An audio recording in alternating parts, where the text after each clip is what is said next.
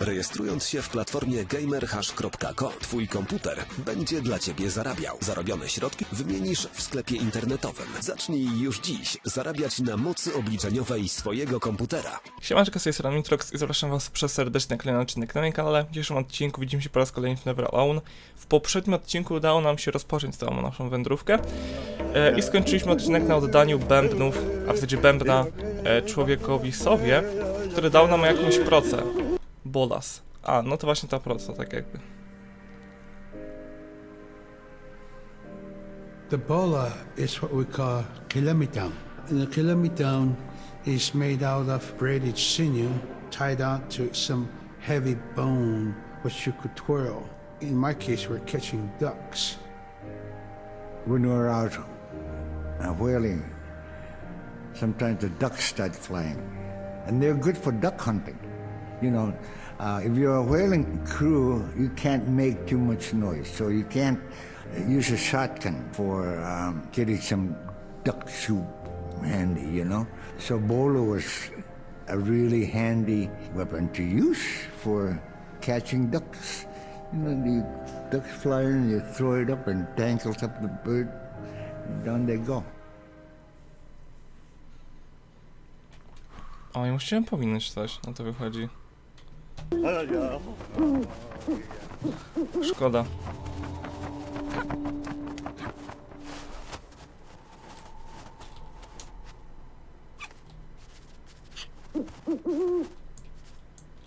No i co on tutaj niby zrobić?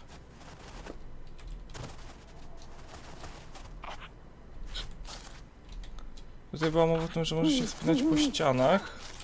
No faktycznie. Myślałem, że przez te liny to już nie może.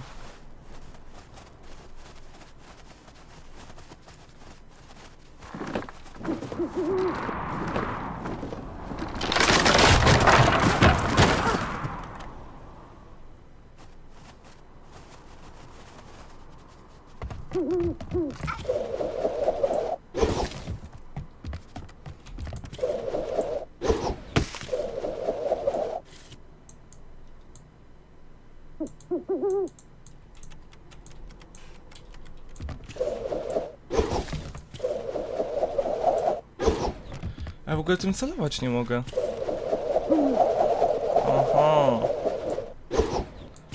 O jest.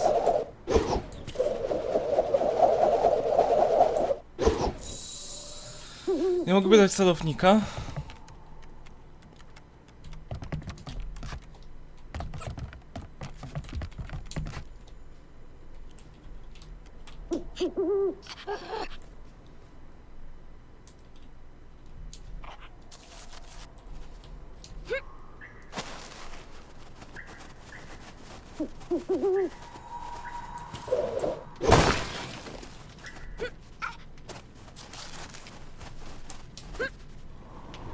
No cholera. Czemu tak musiało wiać?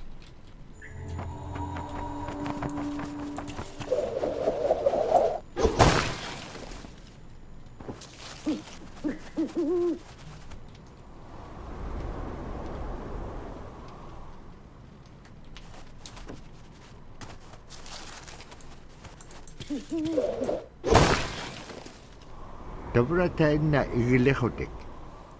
Libeak siya rolom ato ka upim achuta.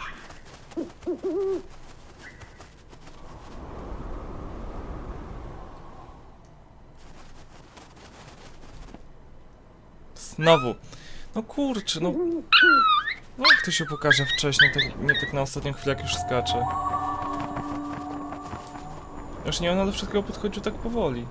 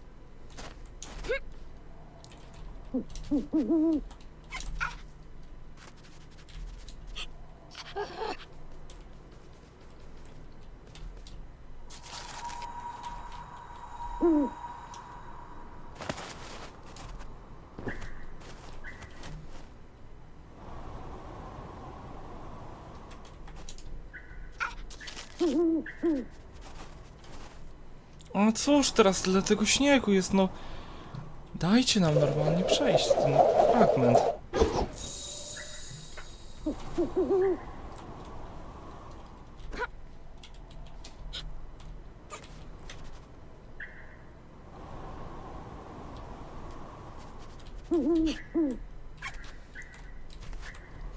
Że nie doskoczę tak. Chyba, że już wiem. Nie mam... A. Myślałem, że już trzeba wejść na tą ściankę i tak poskakać. Oj, nie dam rady. Co ja mam tutaj zrobić teraz?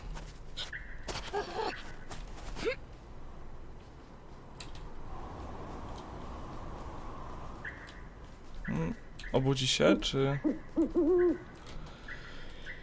Oj...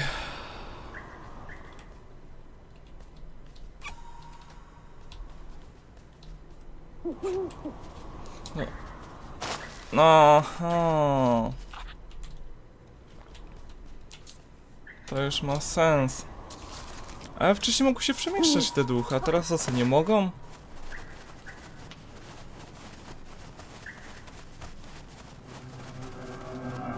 Sila tanig lunakingata innyukuluk kasawag.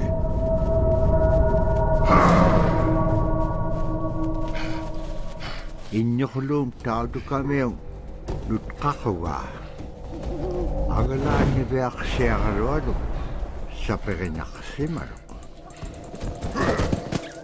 No ja nie mogłem strzelać! Czemu?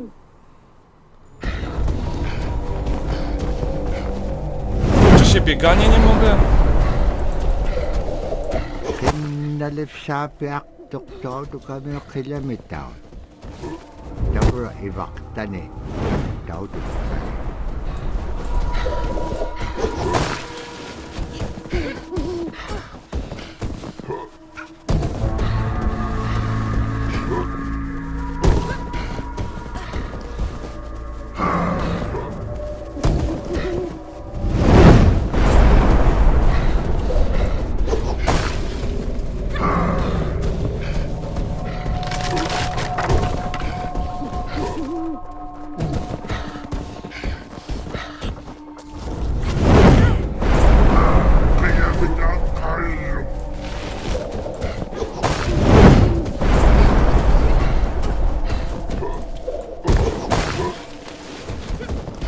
No nie, no lisku.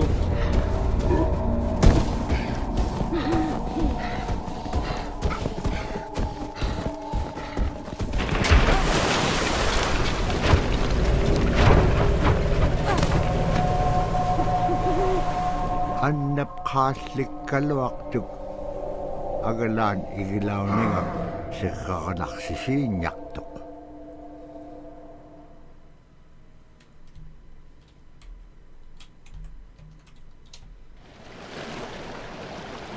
Malaguguni ugluguni wishaugluti.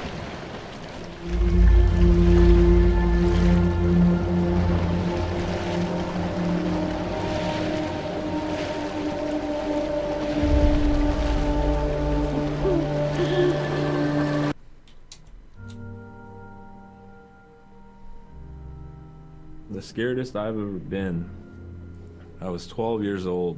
We floated out on a piece of ice while we were duck hunting. It was a bluebird day, just clear blue skies. And there was 3 of us, myself, my brother, and my dad. Next thing you know, we see this dark, dark shadow on the ice. We look and it goes behind us. So we all jumped up, startled, and my dad, he started running. We got back to the ridge there. The ice had fractured, cracked, and broke off, and we were floating away. We were drifting. It was close enough to where my dad would have made it. He stopped and he thought about throwing us across, and if one of us was on the other side, we would be split up. So he stopped, and he just so happened to have a cell phone on him. 911 didn't pick up. That's the worst feeling in the world right there. 911 did not pick up. So he left a message because they record their calls. Once he had relayed that information, his cell phone died. That was the scariest moment I've ever had in my life. We were floating away and I thought we were left for dead. He kept calm during this situation. He's bringing out everything positive in this case. You know, I'm crying, my brother's freaking out.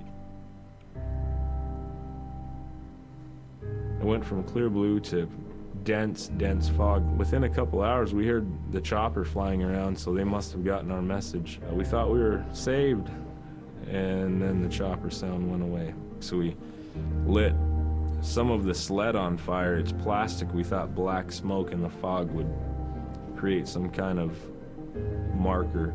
Chopper pilot had mentioned when we got rescued, you could see a glow in the fog, and he slowed down there, and sure enough, as soon as he slowed down, we got within visual. That was definitely the scariest moment of my life, was floating away and not knowing what the outcome was going to be.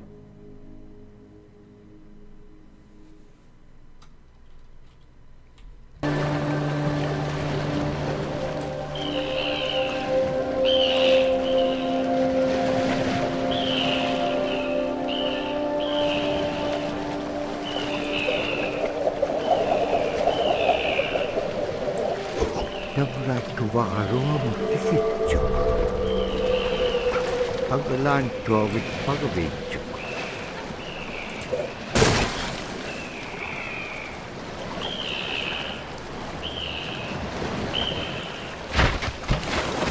Siku nalunak ka panok igilagan niya kilala.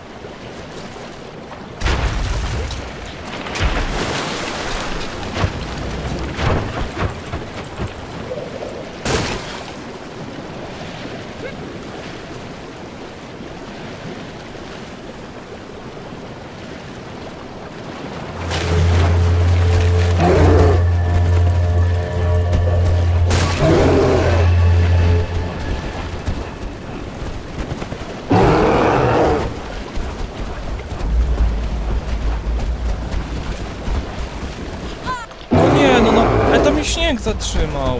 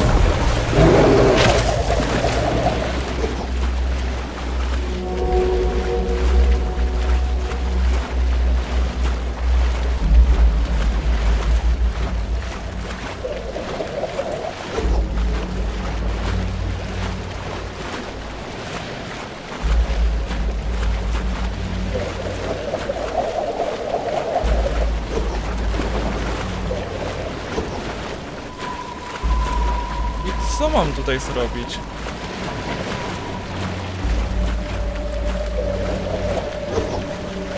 Dopływamy... Dobra, dopływamy jednak.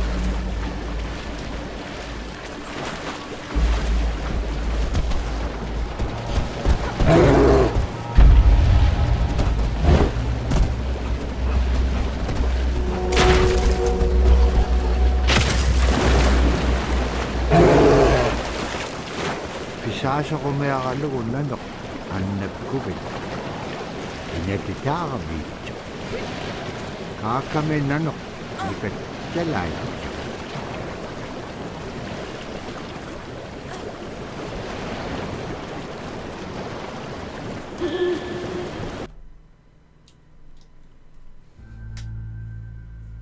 We're very much aware of the climate change.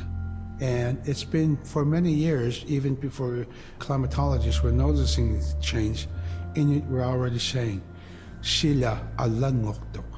Our climate is changing. If the heat is going the way it is right now, for us it's going to be pretty bad. Different birds are coming, and they're coming earlier, and sometimes rain is more than what we want, because when there's more rain, we know it's going to melt the permafrost. In my time as a young whaler, when I was 9 years old, we're hunting from ice that was about 25 feet thick. And there's giant icebergs already floating, coming by. That was the first signs of a changing climate.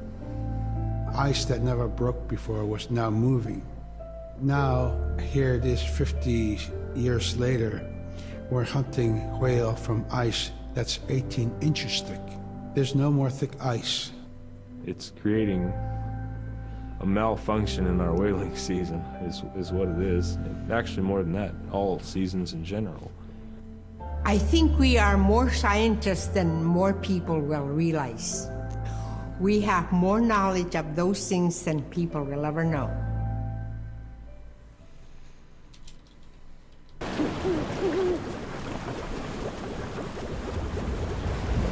Agalan tamannanu na allaw.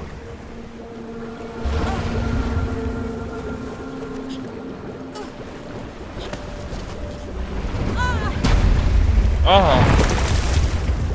To takie ruchome jest, o. Myślałem, że za wolno tam wszedłem.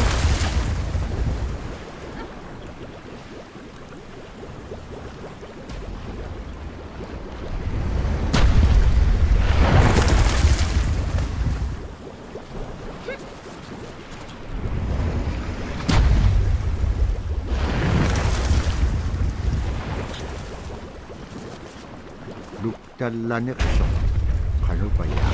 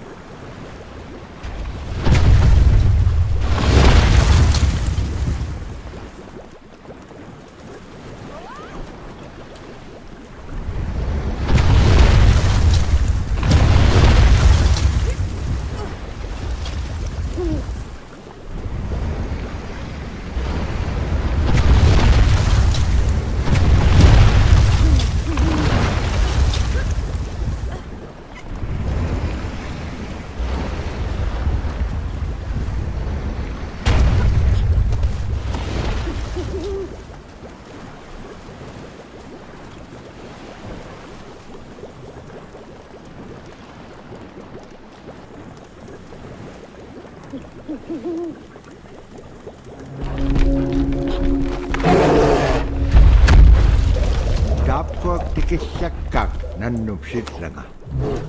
Asi piyumagilipiksuarait. Tikissakto.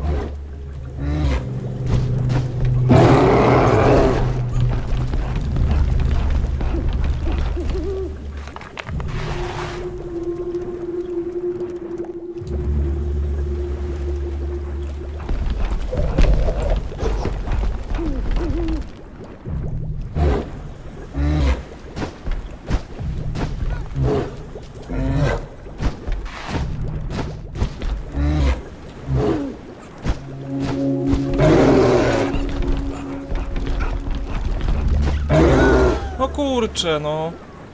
Ja myślę, że musi zniszczyć ten lód.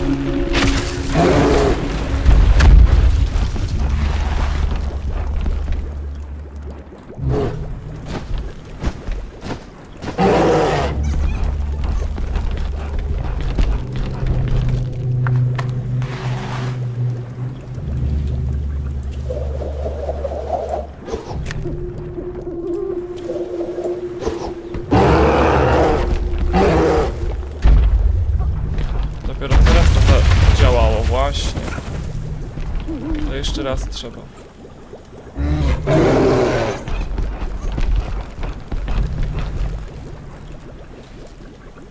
Nie! No kurczę!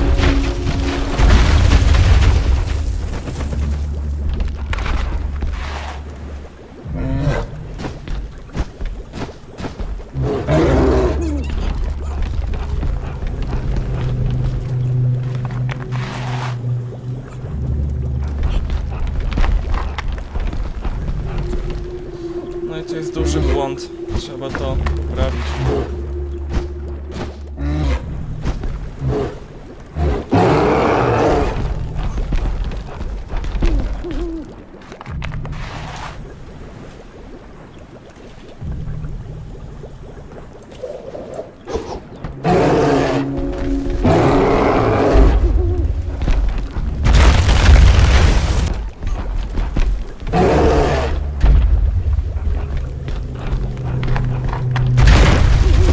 Naprawdę tak to wystarczyło. A wcześniej musiałem go zaatakować, a teraz to już nie.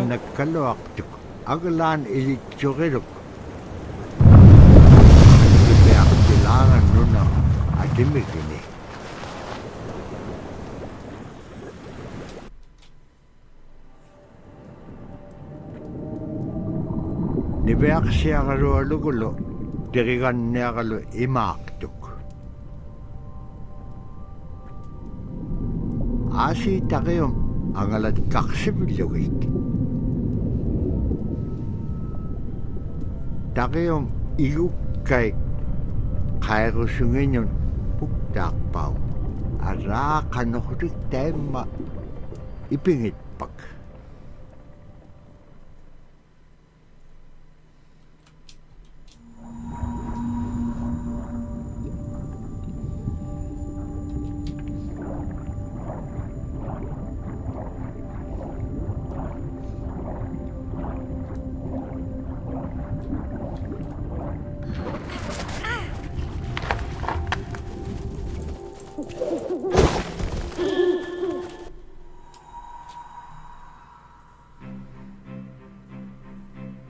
In, Arctic Alaska, hunting is a really important part of life. It's not just about going and shooting something, it's about going and putting food on the table. But more importantly, subsistence hunting isn't just about the insular family unit, it's about feeding the whole community. And I think that's one of the beautiful things about subsistence hunting in Alaska is that people go out and they'll go get, fish, or they'll get a caribou, and they'll get, seals and whales, and one of the first things they'll do is they'll say, oh, I need to take this to the elders.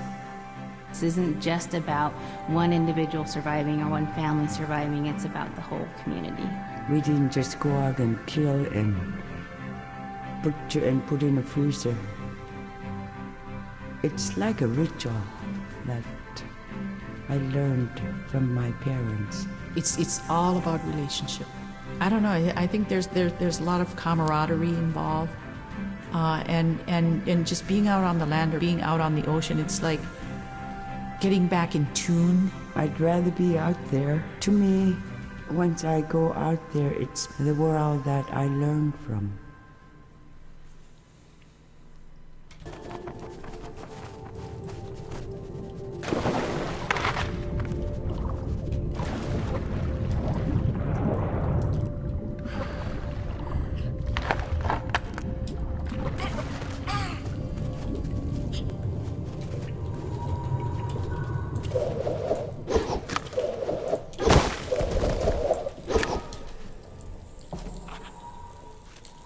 A to czemu nie mogę?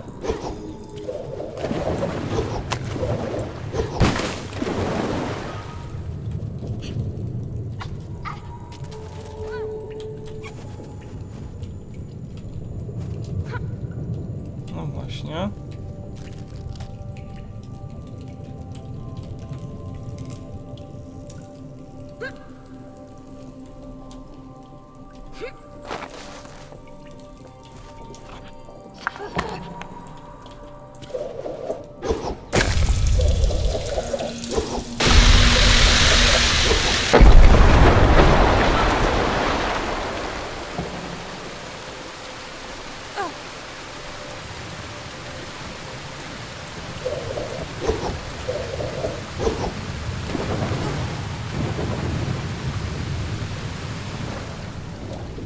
nic więcej tutaj nie zrobimy. Wydaje mi się, że chyba nie. Czyli będzie, że wypłyniemy stąd i przejdziemy na prawą stronę. Była mowa o tym, że nie utonęliśmy, gdy tutaj wpadliśmy, no to chyba możemy tak sobie tutaj popływać. Teraz wszedłbym może tu.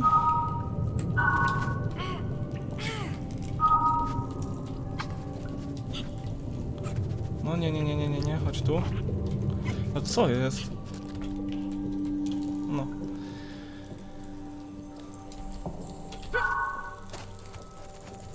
I teraz tak.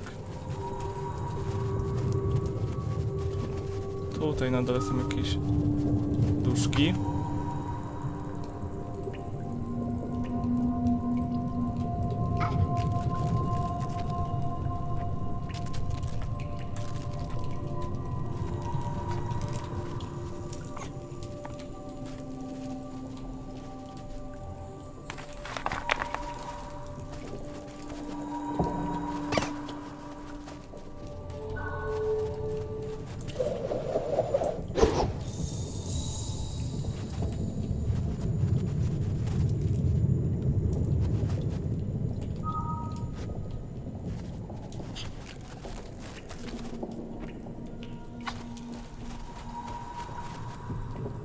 A czemu tylko liskiem mogę tutaj wejść?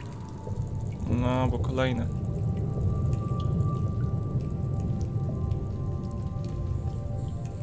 Rozumiem.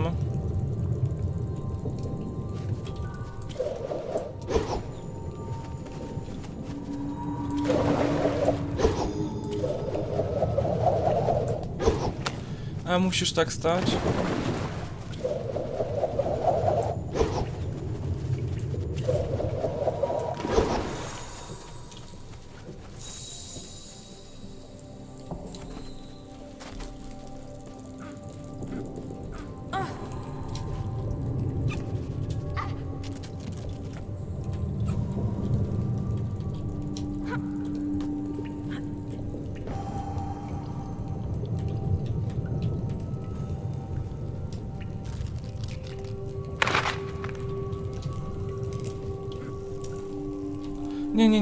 Nie.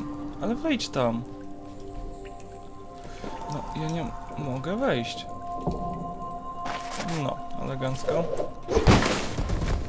To tak, to liskiem też powinienem być w stanie. Tu jest tyle tego parkouru, że to szok. Kurde. Coraz ciężej się robi niestety.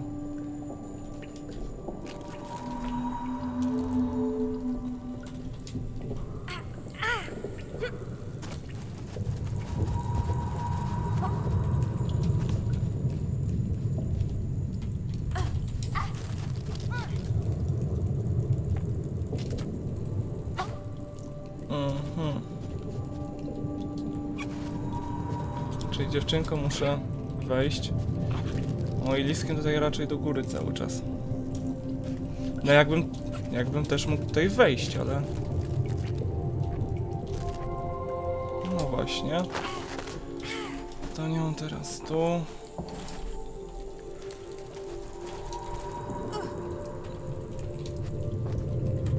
Dobrze, resztę tej planszy zrobimy dopiero w następnym odcinku. Siemka.